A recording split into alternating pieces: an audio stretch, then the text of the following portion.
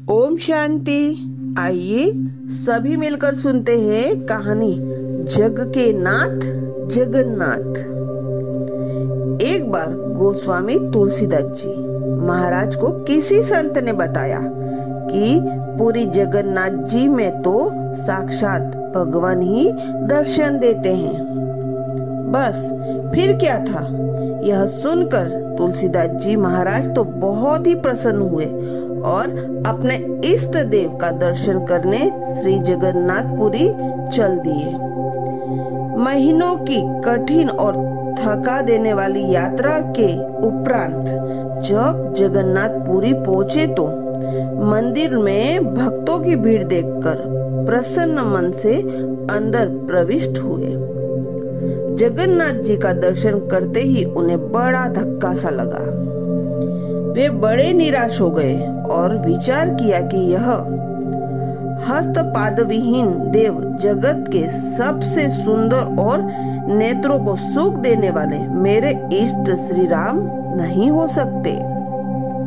इस प्रकार दुखी मन से बाहर निकलकर दूर एक वृक्ष के तले बैठ गए। सोचा कि इतनी दूर आया व्यर्थ हुआ। क्या गोलाकार नेत्रों वाला हस्त विहीन दारुवेद मेरा राम हो सकता है?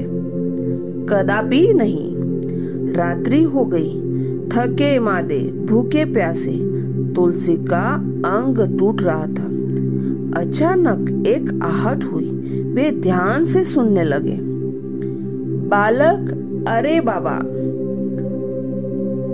तुलसीदास जी कौन है? एक बालक हाथों में थाली लिए पुकार रहा था। तुलसीदास जी ने सोचा साथ आए लोगों में से शायद किसी ने पुजारियों को बता दिया होगा कि तुलसीदास जी भी दर्शन करने के लिए आए हैं, इसलिए उन्होंने प्रसाद भेज दिया होगा।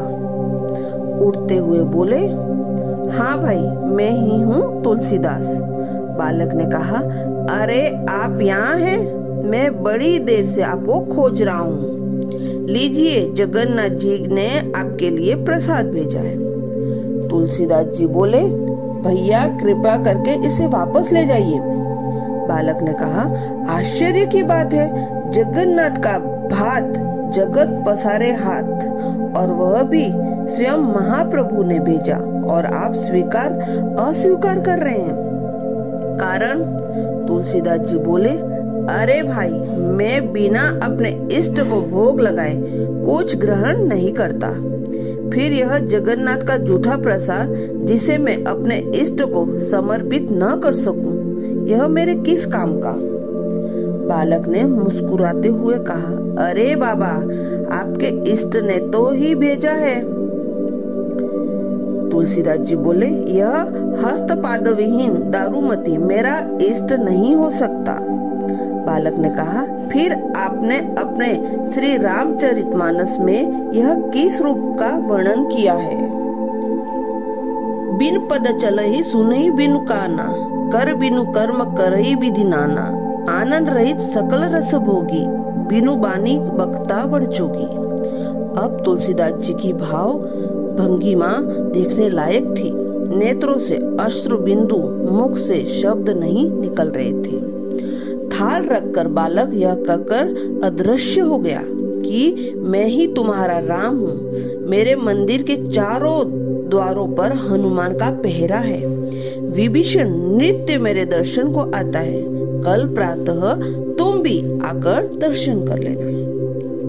तुलसीदास जी की स्थिति ऐसी कि रोमावली रोमांचित थी। नेत्रों से अश्रुधार अरिवल बह रही थी और शरीर की कोई सुध नहीं। उन्होंने बड़े ही प्रेम से प्रसाद ग्रहण किया। प्रातः मंदिर में जब तुलसीदास जी महाराज दर्शन करने के लिए गए, तब उन्होंने जगन्नाथ, बलभद्र और सुभद्रा के स्थान पर श्री राम, लक्ष्मण एवं माता जानकी के भव्य दर्शन हुए।